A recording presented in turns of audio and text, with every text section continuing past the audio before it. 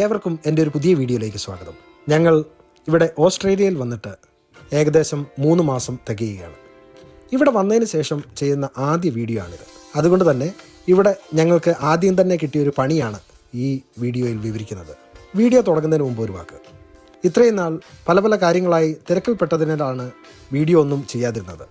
ഞങ്ങൾ എങ്ങനെയാണ് ഓസ്ട്രേലിയയിൽ എത്തിയതെന്നും ഇവിടെ വന്നതിന് ശേഷം എന്തൊക്കെ കാര്യങ്ങളാണ് ഇനീഷ്യലി നമ്മൾ ചെയ്യേണ്ടതെന്നും അത് എങ്ങനെയൊക്കെയാണ് വേണ്ടതെന്നും തുടങ്ങി ഓസ്ട്രേലിയയിലേക്ക് മൈഗ്രേറ്റ് ചെയ്യുവാൻ ഒരുങ്ങിയിരിക്കുന്ന ആൾക്കാർക്ക് പ്രയോജനകരമാകുന്ന കുറച്ച് വീഡിയോകൾ ഞാൻ ഉടൻ തന്നെ പോസ്റ്റ് ചെയ്യുന്നതായിരിക്കും. അതിനാൽ ഓസ്ട്രേലിയയിലേക്ക് വരുവാൻ തയ്യാറെടുത്തിരിക്കുന്നവർക്ക് ഈ ചാനൽ ഷെയർ ചെയ്ത് നൽകുകയോ ഇതുവരെ ഈ ചാനൽ സബ്സ്ക്രൈബ് ചെയ്യാത്തവർ ഇത് സബ്സ്ക്രൈബ് ചെയ്യുകയോ വേണമെന്ന് ഇവിടെ ഓർമ്മിപ്പിക്കട്ടെ. ഓസ്ട്രേലിയ ഈ വീഡിയോയിൽ കാണുന്നത് പോലെ തന്നെ ഹരിതാപവും പച്ചപ്പും നിറഞ്ഞ അതിമനോഹരമായ സ്ഥലം. എവിടെ നോക്കിയാലും കാണുന്ന പച്ച പുൽമേടുകൾ ഇവിടുത്തെ ഭംഗി വർദ്ധിപ്പിക്കുന്നു. ഇവിടെ വന്ന് ഇവിടുത്തെ ഈ പ്രകൃതി ഭംഗി കണ്ടപ്പോൾ ആദ്യമായി മനസ്സിൽ തോന്നിയ ഒരു ചിന്തയാണ്, എങ്ങനെയാണ് ഈ പ്രകൃതി ഭംഗി ഇങ്ങനെ മെയിൻറ്റെയിൻ ചെയ്ത് നിലനിർത്തുന്നത് എന്നത്.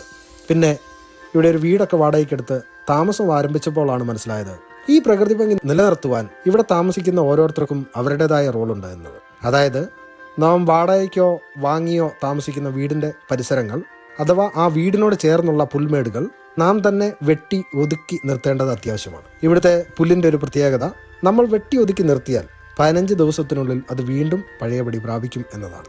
ഇപ്പോൾ തന്നെ നിങ്ങൾക്ക് ഏകദേശം മനസ്സിലായി കാണുമല്ലോ ഞാൻ വീഡിയോയുടെ ആദ്യം ഉദ്ദേശിച്ച പണി എന്തായിരിക്കും എന്നത്.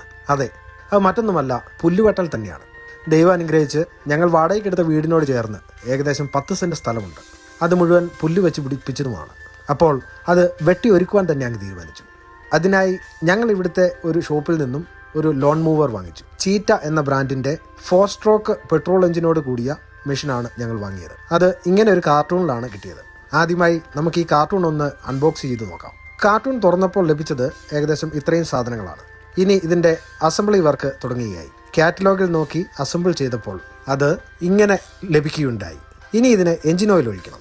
അതിനായി ഒരു 4 സ്ട്രോക്ക് എഞ്ചിൻ ഓയിൽ കൂടി ഞാൻ വാങ്ങിച്ചു. ഓയിൽ അതിൻ്റെ ലെവൽ നോക്കി ഒഴിച്ചു കഴിഞ്ഞു. ഇനി ഇതിന് പെട്രോൾ ഒഴിക്കുന്ന പണിയാണ്. ഇവിടെ പെട്രോൾ ബോട്ടിലിൽ വാങ്ങുവാനായി പ്രത്യേകം ഡിസൈൻ ചെയ്ത ക്യാനുകൾ തന്നെ ലഭ്യമാണ്.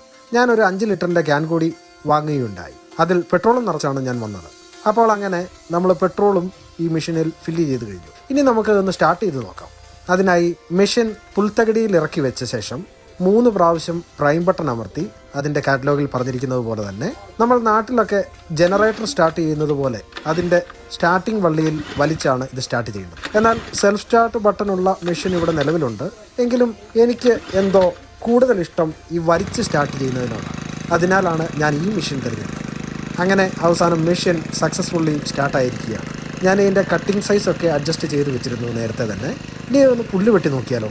ഇത് കണ്ടോ, ഈ മെഷീൻ തള്ളിക്കൊണ്ട് പോകുന്ന സ്ഥലമെല്ലാം തന്നെ നല്ല ക്ലിയറായി പുല്ല് വെട്ടി വരുന്നുണ്ട്.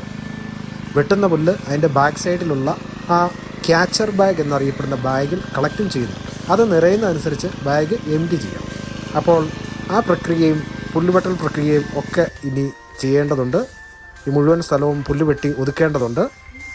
അപ്പോൾ ഇന്നത്തെ വീഡിയോ ഇവിടെ നിർത്തുന്നു. ഉടൻ തന്നെ വീണ്ടും ഒരു വീഡിയോയിൽ കാണാമെന്ന പ്രതീക്ഷയിൽ നിർത്തട്ടെ. നന്ദി, നമസ്കാരം.